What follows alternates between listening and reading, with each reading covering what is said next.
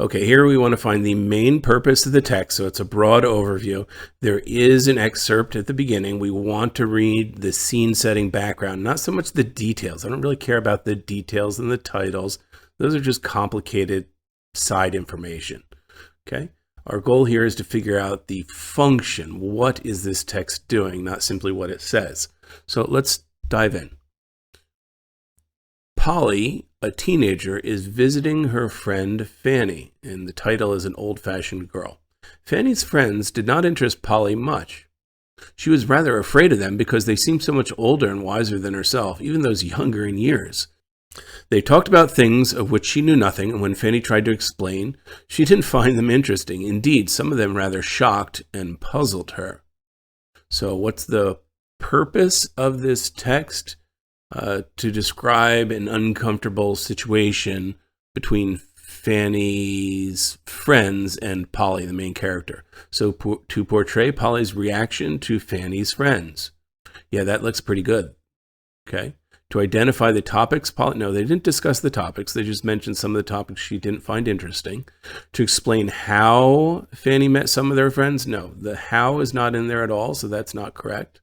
To illustrate how Fanny's friends feel, nope, nothing's discussed about how the friends feel about Polly. It's simply to portray Polly's reaction to Fanny's friends. She thought them odd and wiser than herself. We've got another main purpose of the text. There's no sort of beginning intro. Let's go ahead and read the whole text. Composer Florence Price won first place for a score, such and such, at some awards. The piece was performed the following year by the Chicago Symphony Orchestra. Okay, that's kind of cool. A significant recognition of its quality. So really quickly, it must have been an excellent piece. Price continued to compose many musical pieces throughout her career, blending traditional black spirituals with classic European romantic traditions. In recent years, Price's concertos and symphonies have been performed and recorded by several major orchestras, further preserving her work for others to enjoy. Okay, so she composed a lot through her career, different sort of genres of music, and it all began. So it's kind of short biography of Price's success. Here's a point where that success answer might actually work, but let's see. Hey, to provide examples of Price's importance as a composer. It does do that. I'm not sure that's going to be our best answer, but I'm going to hold on to that. B, to argue that more major orchestras, no, it's not making an argument and nothing about orchestras should perform. That's not right. To describe the musical styles that inspired many of Price's symphonies. Okay, so that is done here, right? So the first part is she created this symphony. It doesn't say anything there about inspired, right, by others.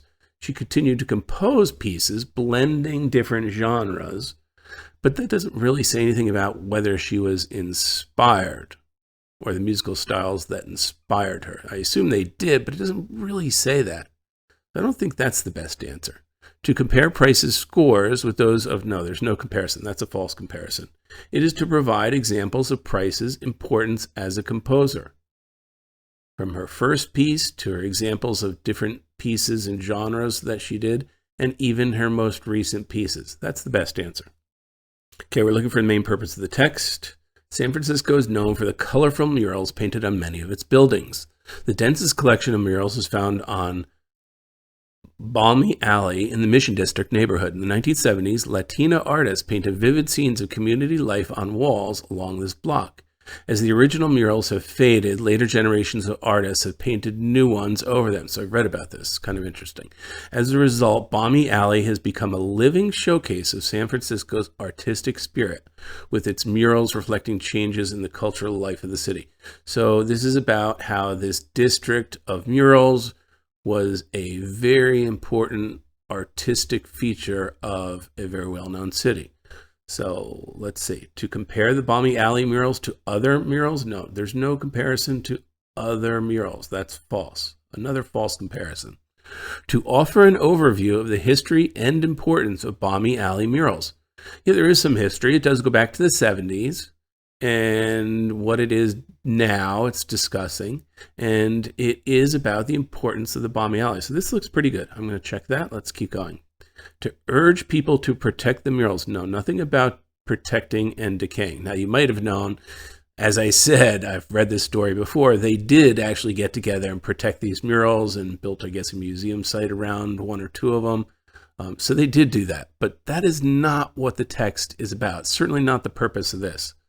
D, to describe the rise of mural painting in San Francisco beginning in the 1970s. This is a possibility, too. To offer an overview of the history and importance of the Balmy Alley. No, San Francisco is too broad. It's not just mural painting in San Francisco. This is specifically focused on Balmy Alley in the Mission District. B is going to be the better answer here. Okay, we want the main purpose of a poem. Benediction by Georgia Douglas Johnson's 1922 poem. Go forth, my son, winged by my heart's desire. Great reaches yet unknown await. So it's a mother or a parent, it sounds like, telling their son to go out into the world, basically. They have desires, they have reaches. They don't know them yet. It's awaiting. It's all looking forward to the future. Okay? So that's the idea I get out of this. For your possession. I may not, if I would, retrace the way with you. My pilgrim is through, but life is calling you. Okay, so she's not following in his footsteps. Sounds like she's going through. She's already done that maybe, but her son should go out and sort of grab the world. So let's see what answer would show the function here, which is to essentially make a call to action to her own son, even though she won't be able to join him. So A, to express hope that a child will have the same accomplishments. No, it doesn't really say the parent's accomplishments, so that we can't say, right? But there's definitely hope for the child. To suggest that raising a child involves many struggles, not about raising the child. This is not it. The focus is not on the parent raising the child. It's about the child's future and the steps awaiting. C, to warn a child, warn is negative, right? It's not about the negative experience. To encourage, it's a positive encourage. To embrace the experiences life will offer. That is definitely the answer. D is correct. Okay, we want to find the function of the underlined sentence. We have some background, really just who the author and the title is. Let's go ahead and read it. People whose desire is solely for self-realization never know where they are going. They can't know. In one sense of the word, it is, of course, necessary to know oneself. That is the first achievement of knowledge. But to recognize that the soul of a man is unknowable is the ultimate achievement of wisdom. The final mystery is oneself.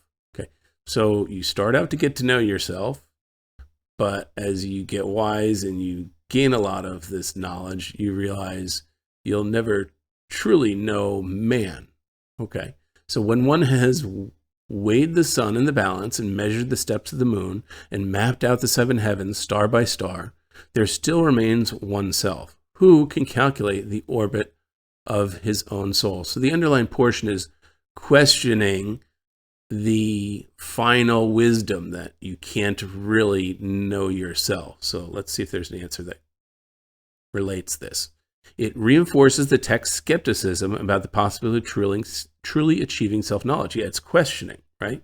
And question is to be skeptical. So it is reinforcing that was said there, right? Man is unknowable.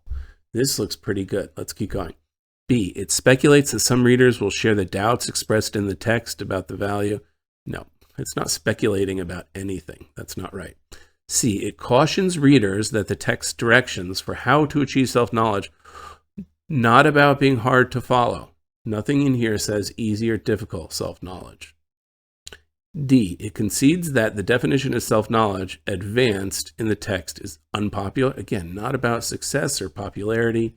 It's reinforcing the skepticism. It's making a question that man is unknowable.